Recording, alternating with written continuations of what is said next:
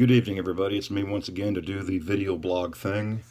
I'm here to talk a little bit about the importance of having a physical book versus an ebook, which I know I've talked about this before, but I wanted to show some of the books, for example, that I've collected from my author friends over the years. I'm ashamed to say it's not as many as I would like, but, I'm working on it. I do have a bunch of books over there, things I bought at bookstores, but I like to build my collection up of the people that I actually know, I want to buy their books and read them. Not just the ebook either, I want to get the physical copy. And soon to be added to this collection, I bought a book from a recent friend of mine on Facebook, an author named Chrissy Corball. She's a poet and a writer and also a PA. So if you need a PA, contact her for that. I'm going to be getting I bought a book of hers. It's going to be a poetry book. I was going to wait and do this till after I got the book, but yeah, I'll be too busy next week. All right. One of my author friends in the Dallas area is Jim Frischke. I've got two of his books, Return to Forever and A Simple Man. Get that glare off of here.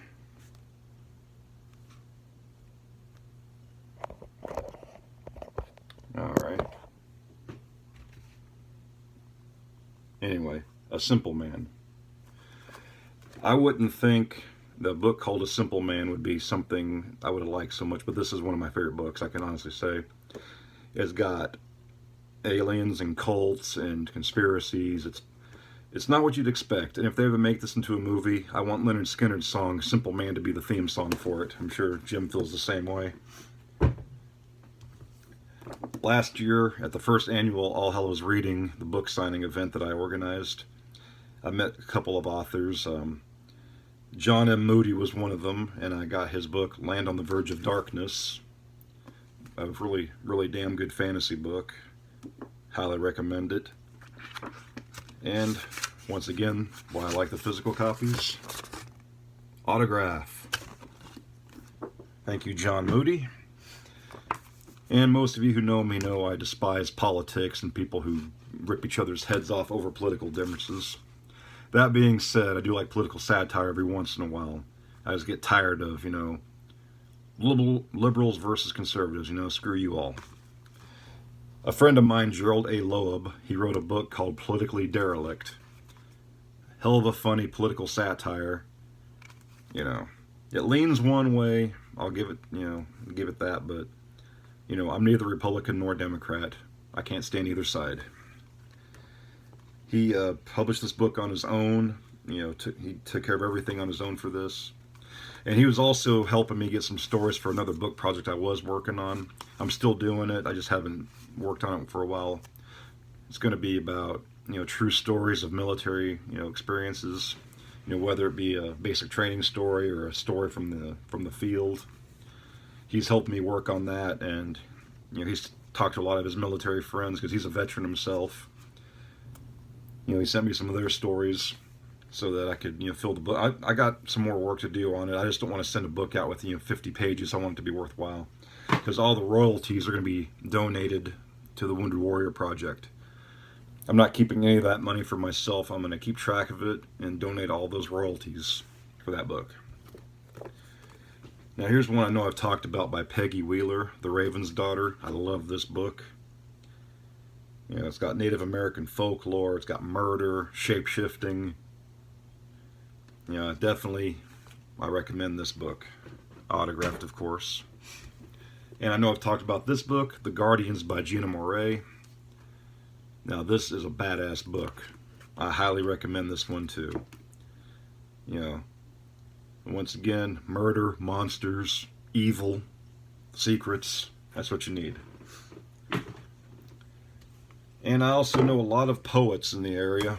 I'm not a big poetry guy usually, but I do like to read other people's poetry. I've only got one poetry book that I've written because, like I said, it's not really my strong point. A couple of years back, I was at a writers signing event at the Dallas Library. Didn't go so well because, they didn't really put any signage out for us. They advertised the food trucks, but, not the independent authors that are up on like the 5th floor. Not many people came up there, and I made 0 sales that day, and I don't think any of us actually sold anything. But anyway, I met somebody there, Daisy May. She's a poet. I bought a copy of her book off of her. It's a pretty good poetry book. It's pretty deep and a little spiritual too. If you ever manage to get a copy of this one, I recommend it. Another one of my poet friends, Ben Ditmars, he gave me this for Veterans Day a couple years back. It's called Sleeping with Earth. It's a poetry book. Very beautiful poetry. He's a really good wordsmith. I recommend reading his stuff. I wish I could write poetry like that. Another friend of mine in the area is Amber Jerome Norgard, and I really hate to admit it, but I don't have much of her stuff, physical copies. I've got a couple of them on my Kindle, but I had to buy a copy of this when she first published it. It's called Practical Life Advice or some shit like that. That's the actual title of it. It's just that, the bad word, she edits it out. But that's kind of humorous. Now, Amber knows how to piece words together. She can be funny, she can be insightful, she can be, deep. I recommend finding her stuff. Even if you're just going to download it onto your Kindle, read her poetry. Read her books. They are damn good. And another friend of mine, I know I've talked about her before, Jacqueline E. Smith. She's wrote a lot of stuff. The only ones I've read are the Cemetery Tours books, which I have on my Kindle, and I finally have all 3 books now. I can't wait for the 4th one. Got all autographed by her. Cemetery Tours Between Worlds and After Death.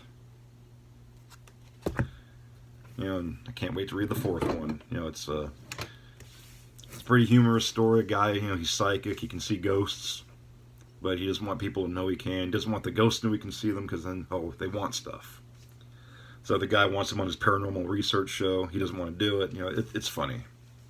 And it's also got a lot of pretty intense, encounters with the dead. Now, here's an autographed book I have. I don't know the author, never met him. Stanton T. Friedman, nuclear physicist. This book is called Crash at Corona. It's a actual, non-fiction book about the Roswell, New Mexico UFO crash in 1947.